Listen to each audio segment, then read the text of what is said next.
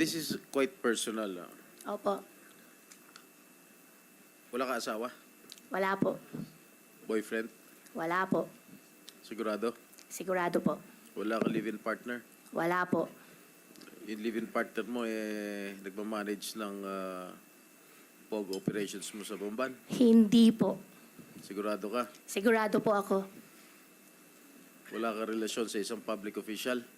Wala po. Marami na po sila nalilink po sa akin simula po na buksan pong issue. Sobrang dami na po nila nililink po sa akin pero wala pong partner, wala pong... Paano nililink sa'yo?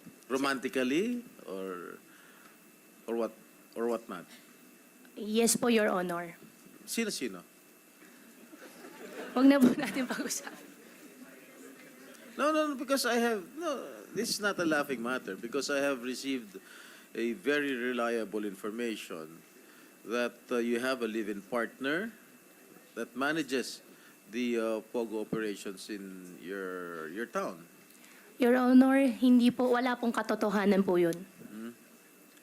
Kahit nga po ipalabas niyo po sila, magharap po kami. Hindi po yun totoo. Mayor din. Kapwa mo mayor. Sino po, Your Honor, sino po kaya siya? Para masabi ko naman po sa kanya na hindi po totoo yun. Pag idadivulge ko, siyempre, di-deny mo. Hindi naman po kasi Mayor totoo. sa isang bayan sa norte. Opo. May kilala ka ba? Norte po, marami po ang kakilalang mayor po ng Norte po. O, sa Pangasinan. Pangasinan, meron po. Alam ko na po yung nililink niyo po sa akin. Oh, hindi ako naglilink sa'yo. Wala akong ano. Pero wala pong katotohanan. Hindi po Sino totoo. ba yun nililink sa'yo? Kayo na lang po magsabi sa akin, Your Honor.